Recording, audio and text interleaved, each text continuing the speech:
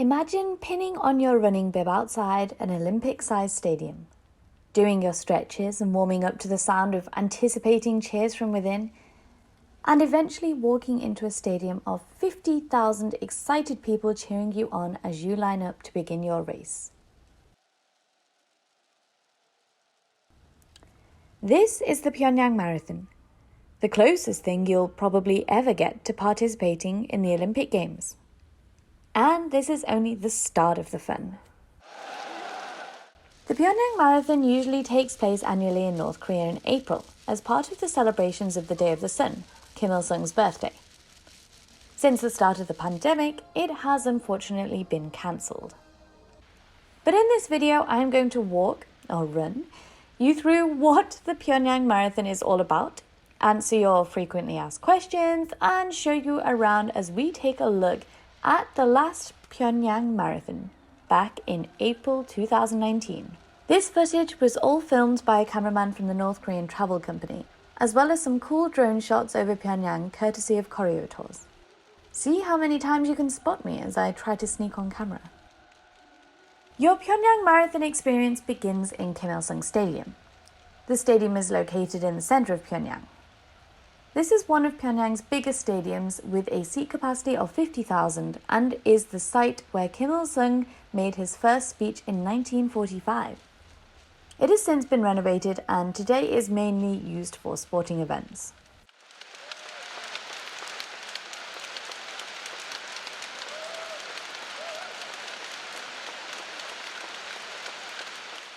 When it's your turn to go, you'll be lined up, the gun will fire, and off you go. Set off out of the Kim Il-sung Stadium with hundreds of local Koreans and other foreigners all competing to be the first to make it back.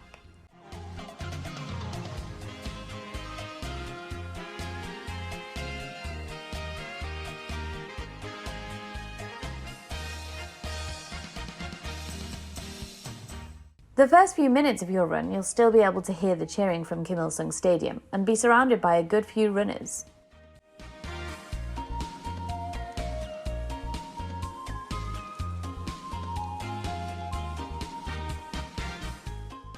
As different levels begin to disperse out, you'll find that there are very few people around you whilst you carry on your run through the streets of Pyongyang.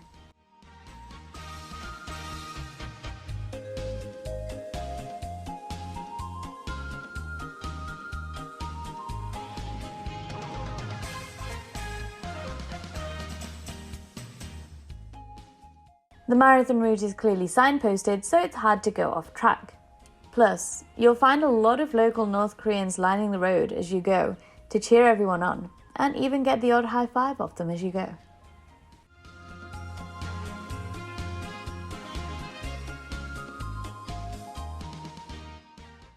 As you run, you'll pass many important landmarks such as the Arch of Triumph and Kim Il-sung Square. Depending on your distance, the turn-back point will be different. It's clearly signposted where you should turn back depending on the distance you're running.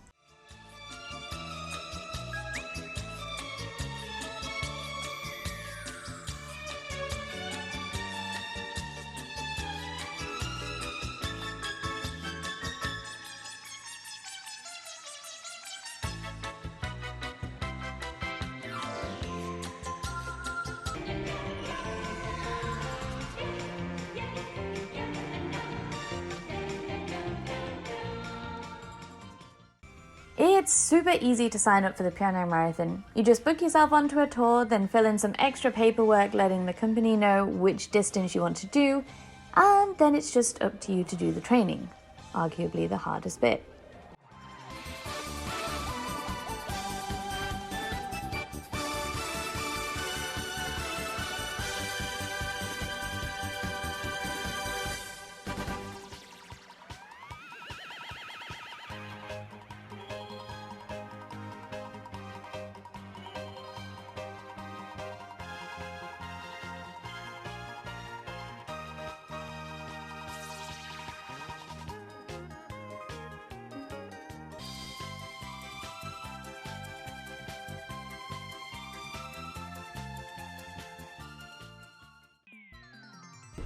Running in the Pyongyang Marathon is extra special because as well as seeing many sights, you also go through some areas otherwise unexplored.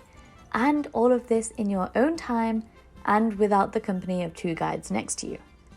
It's a really special event and I can't wait to get back to North Korea, to get back to Pyongyang and to run in the marathon. Who knows, maybe I'll see you all in 2023.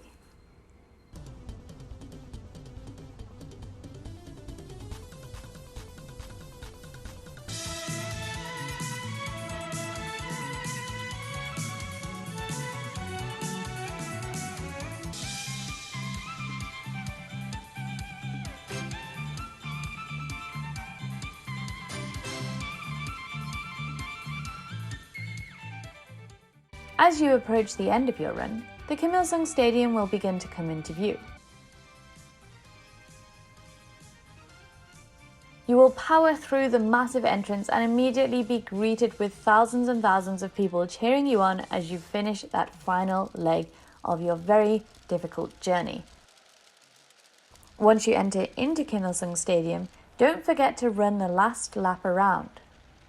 Otherwise, your time won't count.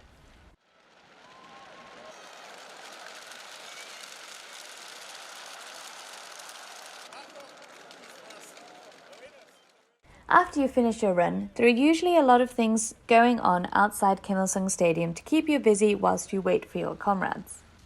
For example, barbecue, shopping stalls, you could even have a congratulatory Taedonggang beer. If you're a prize winner, it's back to the stadium for you. After you've had a break and a chance to recover, you'll head back into the stadium for the grand prize-giving ceremony. This is given in front of the crowd of 50,000 people and it's pretty cool. So definitely get training if you want your place on the podium.